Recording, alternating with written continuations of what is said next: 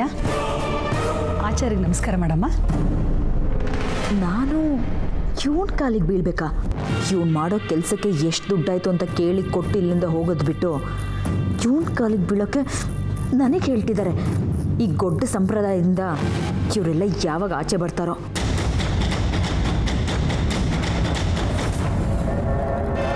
ದಿವ್ಯಾ, ಏನಮ್ಮ ಯೋಚನೆ ಮಾಡ್ತಿದ್ಯಾ?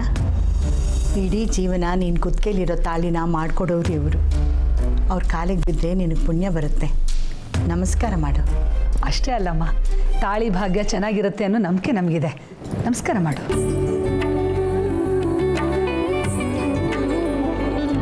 ದೀರ್ಘ ಸುಮಂಗಲಿ ಭವ. ಇದೇನು ಕರ್ಮಾನೋ? ಆಚಾರ್ಯ, ತಾಳಿ ಮಾತ್ರ ಚೆನ್ನಾಗಿ ಮಾಡಿಕೊಡ್ಬೇಕು. ಏನು ಚೆನ್ನಾಗಿ ಮಾಡಿದ್ರೆ ಏನು ಬಂತು? ತಾಳಿ ಕಟ್ಟೋನೆ ಪೂಜೆಗೆ ಬರಲಿಲ್ವಲ್ಲ.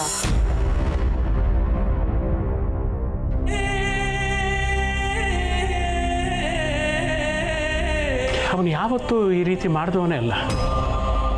ಅವನು ಯಾಕೆ ಹೀಗೆ ಮಾಡ್ದ ಅಂತ ಗೊತ್ತಾಗ್ತಾ ಇಲ್ಲ. ಏನು ಕೆಲಸ ಇತ್ತೋ ಏನೋ. ಆದರೂ ಪೂಜೆಗೆ ಬರದೇ ಇರೋದು ಒಂದು ತಪ್ಪೇ ರೀ. ಹೋಗಲಿ ಬಿಡಿಮ್ಮ, ಆಗಬೇಕಾಗಿರೋ ಪೂಜೆ ಶಾಸ್ತ್ರೋಕ್ತವಾಗಿ ಸಾಂಗವಾಗಿ ನಡೀತಲ್ಲ, ಅಷ್ಟು ಸಾಕು. ಅಕ್ಕ, ಅವನ್ನ ಅಷ್ಟು ಮುದ್ದು ಮಾಡಿ ಬೆಳೆಸೋದಕ್ಕೆ ನೋಡ್ದ ಹೇಗೆ ಮಾಡ್ದ? ಇದು ಎಷ್ಟು ಇಂಪಾರ್ಟೆಂಟ್ ಪೂಜೆ ಅಂತ ಅವನಿಗೂ ಗೊತ್ತಿದೆ. ಆದರೂ ಅವ್ನು ಬಂದಿಲ್ಲ ಅಂದರೆ ಏನು ಅರ್ಥ ಅಲ್ವಾ? ಏನರ್ಥನೋ?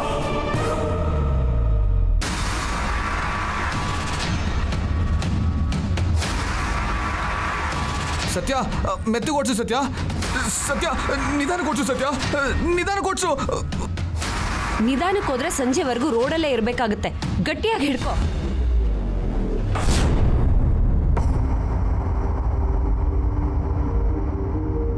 ಅಮ್ಮ, ನೀವೇನು ಬೇಸರ ಮಾಡ್ಕೋಬೇಡಿ. ಅವನು ಯಾಕೆ ಬರಲಿಲ್ಲ ಅಂತ ನಮಗಿನ್ನೂ ಗೊತ್ತಾಗ್ತಾ ಇಲ್ಲ. ಅವನ ಮನೆಗೆ ಬಂದಮೇಲೆ ನಾನು ವಿಚಾರಿಸ್ಕೊತೀನಿ. ನಮ್ಮಿಂದ ತಪ್ಪಾಗಿದ್ದರೆ ದಯವಿಟ್ಟು ಕ್ಷಮಿಸ್ಬಿಡಿ.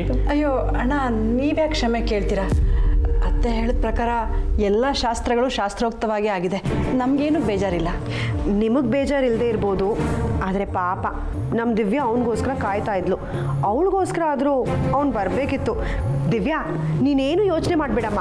ಅವ್ನ ಮನೆಗೆ ಬರಲಿ, ಅವನ್ನ ಸರಿಯಾಗಿ ನಾನು ವಿಚಾರಿಸ್ಕೋತೀನಿ, ಅಲ್ವಾ ಅಕ್ಕ? ಹೋಗ್ಕಣೆ. ಹಾಂ ಆಚಾರ್ಯ, ನಾವಿನ್ನು ಬರ್ತೀವಿ. ಆಯಿತು, ಒಳ್ಳೆಯದಾಗಲಿ.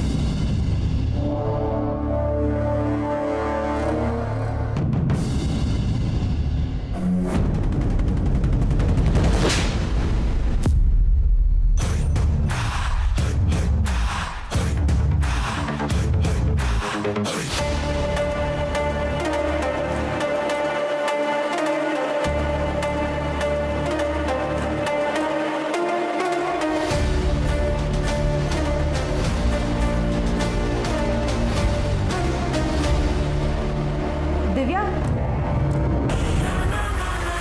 ತಾಳಿ ಮಾಡಿಸೋ ಶಾಸ್ತ್ರಕ್ಕೆ ಕಾರ್ತಿಕ್ ಬರ್ಲಿಲ್ವಲ್ಲಪ್ಪ ಅಂತ ಬೇಜಾರು ಮಾಡ್ಕೊಳ್ಳೋದ್ರ ಬದಲು ಮದುವೆ ದಿನನಾದರೂ ತಾಳಿ ಕಟ್ಟಕ್ಕೆ ಕಾರ್ತಿಕ್ ಬರ್ತಾನೋ ಇಲ್ವೋ ಅನ್ನೋದ್ರ ಬಗ್ಗೆ ಯೋಚನೆ ಮಾಡೋದು ಒಳ್ಳೇದು ಅನ್ಸುತ್ತೆ. ನಾನು ಅದನ್ನೇ ಹೇಳ್ದೆ ಕೀರ್ತನ, ಕಾರ್ತಿಕ್ ಇಷ್ಟು ಜಾಲಿ ಹುಡುಗ ಅಂತ. ಪಾಪ ಮೇಡಮ್ ಅವ್ರಿಗೆ ಇನ್ನೂ ಅರ್ಥ ಆಗಿಲ್ಲ ಅನ್ಸತ್ತೆ. ಹೋಗ್ತಾ ಹೋಗ್ತಾ ಅರ್ಥ ಆಗತ್ತೆ.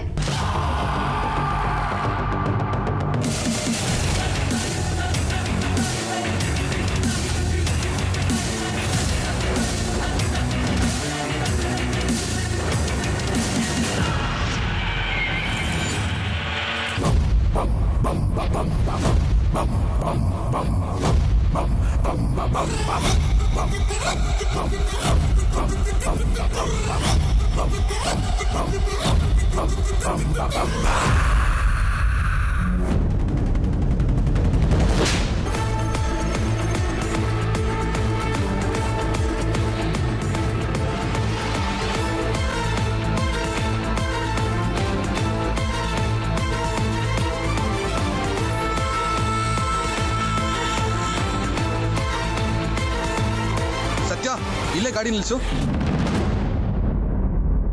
ಯಾಕೆ ಇಲ್ಲಿ ಯಾಕೆ? ನಾನು ಹೋಗ್ಬೇಕಾಗಿರೋರ್ ಮನೆ ಇಲ್ಲೇ ಇರೋದು. ನಾನು ಹೊಡ್ತೀನಿ, ನೀನು ಹೊಡು. ಪರವಾಗಿಲ್ಲ, ನೀನು ಹೋಗಿ ಅಲ್ಲೆಲ್ಲ ಓಕೆ ಅಂತ ಕಾಲ್ ಮಾಡು, ಆಮೇಲೆ ನಾನು ಹೋಗ್ತೀನಿ. ಸರಿ. ಅಮೂಲ್ ಬೇಬಿ, ಮನೆಯವರೆಲ್ಲ ಯಾಕೆ ಲೇಟು ಅಂತ ಕೇಳಿದ್ರೆ ಏನು ಹೇಳ್ತೀಯಾ? ಅದು ನಾನು ಮ್ಯಾನೇಜ್ ಮಾಡ್ತೀನಿ ಸತ್ಯ. ಬಾಯ್.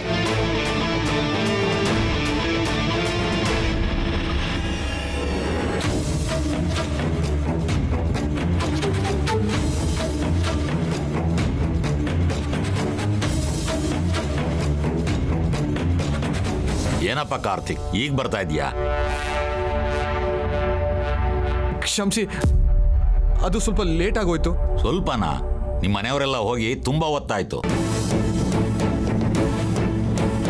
ಮತ್ತೆ ಪೂಜೆ ಪೂಜೆ ಎಲ್ಲ ಚೆನ್ನಾಗಾಯ್ತು. ಪೂಜೆಗೆ ನಿನ್ ಕಾದ್ರು, ನೀನ್ ಬರಲೇ ಇಲ್ಲ. ಫೋನು ರಿಸೀವ್ ಮಾಡಲಿಲ್ವಂತೆ. ನಿನ್ನ ಮದುವೆ ಕೆಲಸಕ್ಕಿಂತ ಮುಖ್ಯವಾದ ಕೆಲಸ ಇನ್ನೇನಿರುತ್ತೆ?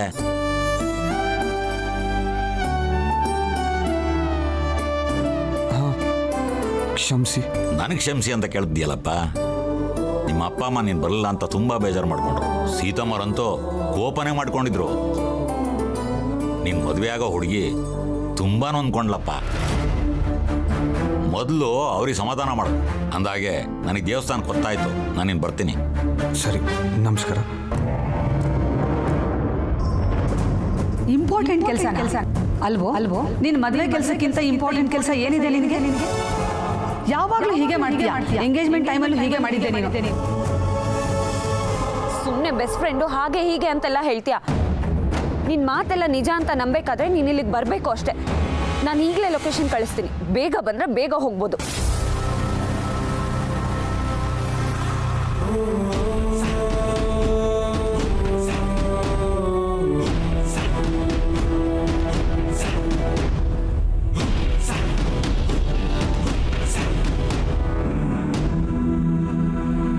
ಅಮೂಲ್ ಬೇಬಿ, ಏಯ್ ಅಮೂಲ್ ಬೇಬಿ, ಅಮೂಲ್ ಬೇಬಿ, ನಾನು ನಿಂಗೋಸ್ಕರ ಕಾಯ್ತಿದ್ದೀನಿ. ನೀನ್ ನೋಡಿದ್ರೆ ನಿನ್ನಷ್ಟಕ್ಕೆ ಹೋಗ್ತಿದ್ಯಲ್ಲ, ಏನಾಯ್ತು? ಇನ್ನೇನು ಮಾಡಲಿ, ಫಂಕ್ಷನ್ ಮುಗೀತು, ಎಲ್ಲರೂ ಮನೆಗೆ ಹೋಗಿದ್ದಾರೆ.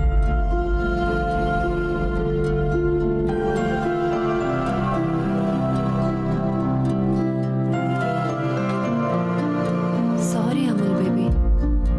ಇವಾಗ ಸಾರಿ ಕೇಳಿ ಏನು ಬಂತು? ನನಗೆ ಹೇಳ್ದೆ ತಾನೆ ಇಂಪಾರ್ಟೆಂಟ್ ಫಂಕ್ಷನ್ ಇದೆ, ನಾನು ಹೋಗ್ಲೇಬೇಕು ಅಂತ. ನೀ ನನ್ನ ಮಾತೇ ಕೇಳಲಿಲ್ಲ. ಇವಾಗ ನೋಡು ಏನಾಯ್ತು. ಅಮೂಲ್ ಬೇಬಿ, ಮಾತಾಡಬೇಡ ನೀನು. ನಿನಗೆ ಯಾವಾಗಲೂ ನೀನು ಮಾಡಿದೆ ಸರಿ. ನಿನಗೆ ಎಲ್ರ ಕಷ್ಟನೂ ಅರ್ಥ ಆಗುತ್ತೆ, ಆದರೆ ನನ್ನ ಒಬ್ಬನ ಕಷ್ಟ ಅರ್ಥನೇ ಆಗಲ್ಲ ಅಲ್ವಾ? ನಿನಗೆ ಗೊತ್ತಿಲ್ಲ ಸತ್ಯ, ಈ ಫಂಕ್ಷನು ನನಗೆ ಎಷ್ಟು ಇಂಪಾರ್ಟೆಂಟ್ ಆಗಿತ್ತು ಅಂತ. ನಮ್ಮ ಮನೆಯವರೆಲ್ಲ ನನ್ನ ಮೇಲೆ ತುಂಬ ಕೋಪ ಮಾಡ್ಕೊಂಡೋದ್ರಂತೆ, ಗೊತ್ತಾ?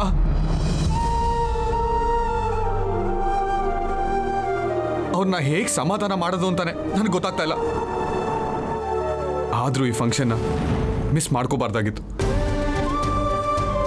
ನಿಜವಾಗ್ಲೂ ಸಾರಿ ಅಮೂಲ್ ಬೇಬಿ. ನಿನಗಿಷ್ಟೆಲ್ಲ ಬೇಜಾರಾಗೋದಕ್ಕೆ ನಾನೇ ಕಾರಣ. ಆದರೆ ಅಜ್ಜಿ ಮನೇಲಿ ಹಾಗೆಲ್ಲ ಆಗುತ್ತೆ, ಇಷ್ಟೊತ್ತು ಲೇಟ್ ಆಗುತ್ತೆ ಅಂತ ನಾನು ಅನ್ಕೊಂಡಿರ್ಲಿಲ್ಲ. ಅದು ಅಲ್ಲದೆ ಆ ಅಜ್ಜಿ ಇವತ್ತೇ. ಆಯ್ತು ಬಿಡು, ಇವಾಗ ಏನು ಮಾತಾಡಿ ಏನೂ ಪ್ರಯೋಜನ ಇಲ್ಲ. ಸರಿ, ನೀನು ಹೊರಡು. ಅಮೂಲ್ ಬೇಬಿ, ಎಲ್ಲಿಗೆ ಹೋಗ್ತಿದ್ಯಾ? ನಾನೇ ಡ್ರಾಪ್ ಮಾಡ್ತೀನಿ, ಬಾ. ಸಾರಿ ಅಂತ ಕೇಳಿದ್ನಲ್ವಾ, ನಾನು ಇನ್ನೊಂದ್ಸತಿ ಈ ಥರ ಎಲ್ಲ ಮಾಡಲ್ಲ. ನಿಜವಾಗ್ಲೂ ಸಾರಿ ಕಣೋ ಅಮೂಲ್ ಬೇಬಿ. ಸರಿ. ಹಾ, ನೀ ಎಲ್ಲಿಗೆ ಹೋಗ್ಬೇಕು ಅಂತ ಹೇಳು, ನಾನೇ ಡ್ರಾಪ್ ಮಾಡ್ತೀನಿ, ಓಕೆನಾ? ಸರಿ, ನಾನು ನಿನ್ನ ಬೈಕ್ ಓಡಿಸ್ತೀನಿ, ನೀನು ನಿಂದೆ ಕೂತ್ಕೋ. Amul baby, Amul baby, key ಕೊಡು. ಯಾಕೆ ನೀನ್ ಹಿಂದೆ ಕೂತ್ರೆ ಅವಮಾನ ಅಂತನಾ? ಸತ್ಯ, ನಾನಾಗಿ ಯೋಚನೆ ಮಾಡಿದಿದ್ರೆ ಬರ್ತಾ ನಾನು ನಿನ್ನ ಹಿಂದೆ ಕೂತ್ಕೋತಿದ್ನಾ? ಏನೋ ಅಷ್ಟು ದೂರದಿಂದ ಓಡಿಸ್ಕೊಂಬಂದು ಟಯರ್ಡ್ ಆಗಿರ್ತೆ, ಅದಕ್ಕೆ ನಾನೇ ಗಾಡಿ ಓಡಿಸೋಣ ಅಂತ ಕೇಳಿದೆ ಅಷ್ಟೆ. ಬಾ ಕೂತ್ಕೋ. ಎಲ್ಲಿಗೆ ಹೋಗ್ತಾ ಇದ್ದೀವಿ? ಈ ಫಂಕ್ಷನ್ಗಂತೂ ನಾನು ಇರೋಕ್ಕಾಗಲಿಲ್ಲ, ಆದರೆ ಅಜ್ಜಿ ಅಂತ್ಯಕ್ರಿಯೆಗಾದರೂ ನಾನು ಇರ್ಬೋದಲ್ವಾ?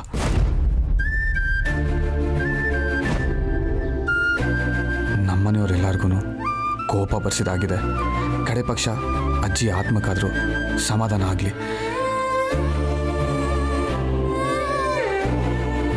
ಬಾ ಕೂತ್ಕೋ.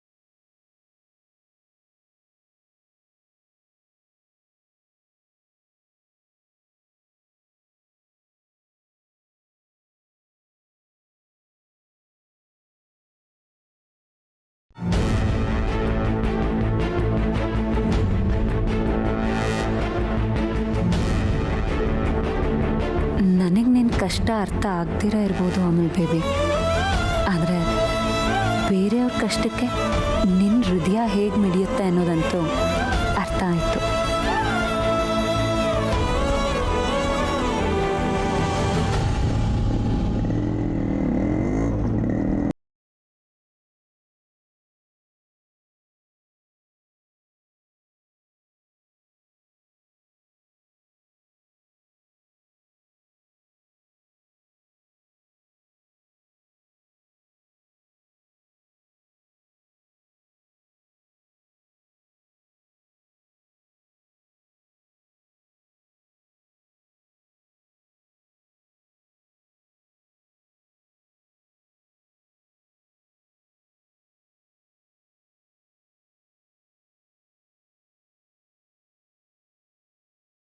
ನನ್ನ ದೇಹಕ್ಕೆ ಕೊಳ್ಳಿ ಇಡಬೇಕು.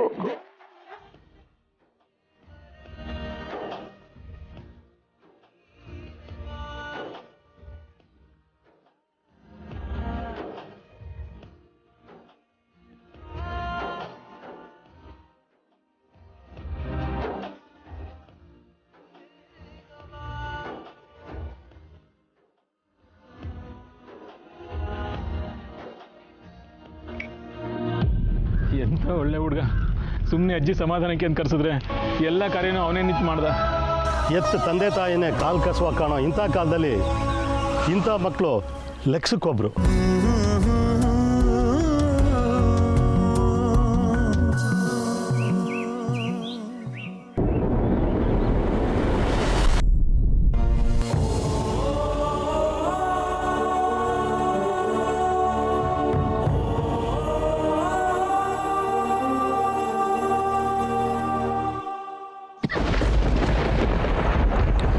ಮೊದಲಿನಂಗೆ ನನ್ನ ಜೊತೆ ಆಟ ಆಡ್ಬೇಕಪ್ಪ.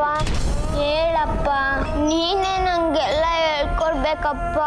ನೀನು ಯಾವಾಗಲೂ ನನ್ನ ಜೊತೆ ಇರಬೇಕಪ್ಪ. ಪುಟ್ಟ, ಈ ಜಗತ್ತಿನಲ್ಲಿ ಯಾರು ಯಾರ ಜೊತೆ ಶಾಶ್ವತವಾಗಿರೋಕ್ಕಾಗಲ್ಲ ಕಣೋ. ಇದು ಕೈ ಸತ್ಯ ಪುಟ್ಟ. ಈ ಸತ್ಯನ ಅರ್ಥ ಮಾಡಿಕೊಂಡು ಈ ಜಗತ್ತಿನಲ್ಲಿ ನಾವು ಒಬ್ಬರೇ ಅಂದ್ಕೊಂಡು ಅಷ್ಟರಲ್ಲಿ ಧೈರ್ಯವಾಗಿ ಬದುಕಬೇಕು ಪುಟ್ಟ.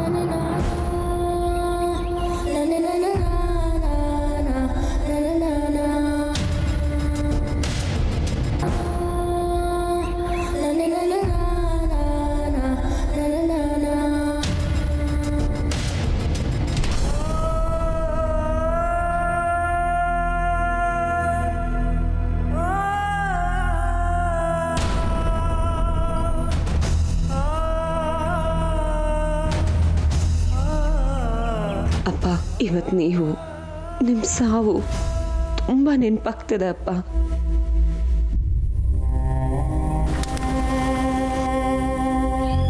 ನಿನ್ನಿಂದ ತುಂಬ ದೊಡ್ಡ ಉಪಕಾರ ಆಯ್ತು ಕಣಪ್ಪ. ಕಾರ್ತಿಕ್, ನೀವು ಅಜ್ಜಿ ಹತ್ರ ಮಾತಾಡಿದಾಗ ದೊಡ್ಡ ಮನಸ್ಸಿರೋರು ಅಂದ್ಕೊಂಡು ಈ ಕಾರ್ಯನ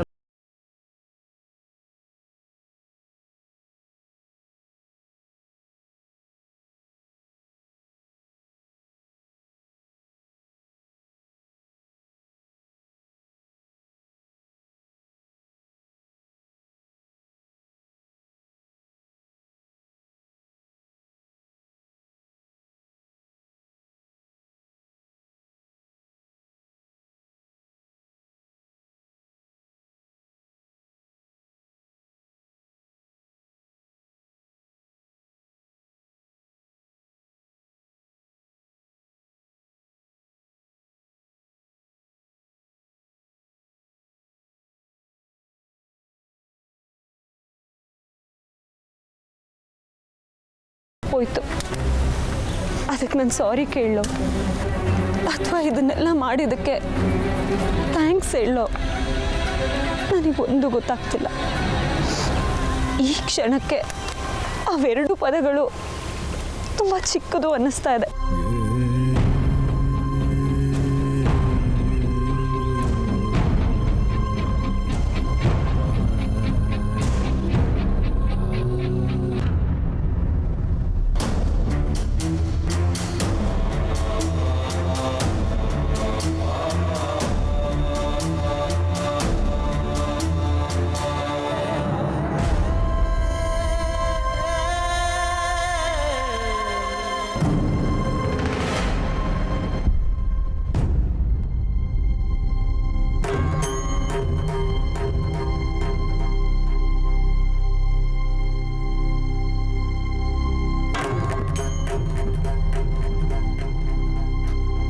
ಕಾರ್ತಿಕ್, ಎಲ್ಲೋ ಹೋಗಿದ್ದೆ? ಪೂಜೆಗೂ ಹೋಗಿಲ್ವಂತೆ? ಏನೋ ಇದ್ದಿನ ಅವತಾರ? ಯಾಕೋ ಕಾರ್ತಿಕ್ ಹೀಗೆ ಮಾಡಿದೆ? ನಾವೆಲ್ಲ ನಿನಗೋಸ್ಕರ ಎಷ್ಟು ಕಾಯ್ತಿದ್ವಿ ಗೊತ್ತಾ? ಅಣ್ಣ ಅದಕ್ಕೆ ನಿಂಗೋಸ್ಕರ ತುಂಬ ಕಾಯ್ತಿದ್ರು. ಸಾಕು, ಇವನನ್ನು ಯಾರು ಏನೂ ಕೇಳಬೇಡಿ. ಅವನ ಪಾಡಿಗೆ ಅವನನ್ನು ಬಿಟ್ಬಿಡಿ. ಹೇಳೋದಕ್ಕೆ ಕೇಳೋದಕ್ಕೆ ಅವನ ಪಾಲಿಗೆ ನಾವು ಯಾರು? ಅಮ್ಮ, ಅದು ಲಕ್ಷ್ಮಣ, ನನ್ನನ್ನು ಮಾತಾಡಿಸ್ಬೇಡ ಅಂತ ಹೇಳಿ ಇವನಿಗೆ. ಶಾಸ್ತ್ರ ಸಂಪ್ರದಾಯದ ಬಗ್ಗೆ ಅಸಡ್ಡೆ ಆಗಿದೆ ಇವನಿಗೆ.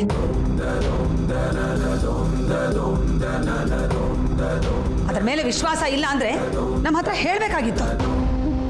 ನಮ್ಮ ಮುಂದೆ ಬರ್ತೀನಿ ಅಂತ ಹೇಳಿಬಿಟ್ಟು ಎಲ್ಲರ ಮುಂದೆ ನಮಗೆ ತಲೆ ತಗ್ಸೋ ಹಾಗೆ ಮಾಡಿದ್ದಾನೆ.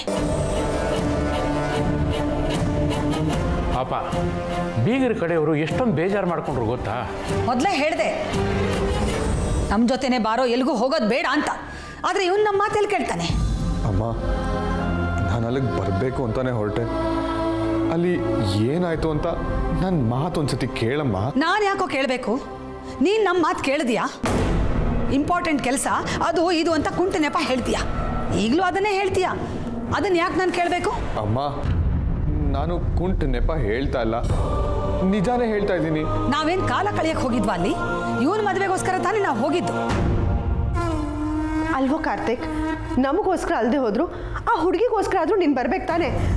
ಪಾಪ ಇವನು ಬಂದಿಲ್ಲ ಅಂತ ದಿವ್ಯಾ ಮುಖ ಎಷ್ಟು ಬಾಡೋಗಿತ್ತು ಗೊತ್ತಾ? ಕಾರ್ತಿಕ್, ಇದೇನು ಆಫೀಸ್ ಮೀಟಿಂಗಾ? ಬರ್ತೀನಿ ಬರಲ್ಲ, ಪೋಸ್ಟ್ಪೋನ್ ಮಾಡಿ, ಇಲ್ಲ ಮೀಟಿಂಗ್ ಕ್ಯಾನ್ಸಲ್ ಮಾಡಿ ಅಂತ ಹೇಳೋದಕ್ಕೆ? ಇವನಿಗೆ ಶಾಸ್ತ್ರದ ಬೆಲೆ ಗೊತ್ತಿದೆ. ಗೊತ್ತಿದ್ದು ಹೀಗೆ ಮಾಡ್ತಾನೆ ಅಂದರೆ ನಾವು ಇವನ್ ಕಾರಣ ಕೇಳ್ತಾ ಕೂತ್ಕೋಬೇಕಾ? ಸೀತಾ, ಅವನೇನೋ ಹೇಳಬೇಕು ಅಂತಿದ್ದಾನೆ. ಮೊದಲು ಅದನ್ನು ಕೇಳಿಬಿಡೋಣ. ಕಾರ್ತಿಕ್, ಯಾಕೋ ಹೀಗೆ ಮಾಡಿದೆ? ಅಪ್ಪ, ನಾನಿಲ್ಲಿಂದ ಹೊರಟಾಗ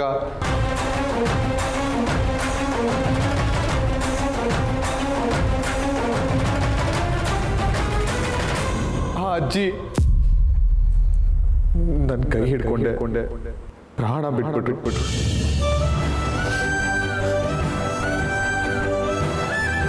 ಪ್ರಾಣ ಬಿಡೋ ಟೈಮಲ್ಲಿ ನನ್ನನ್ನೇ ಅವ್ರ ಮೊಮ್ಮಗ ಅನ್ಕೊಂಡ್ರು. ಅದಕ್ಕೆ ಅವ್ರ ಅಂತ್ಯ ಸಂಸ್ಕಾರ ನಾನೇ ಮಾಡ್ದೆ.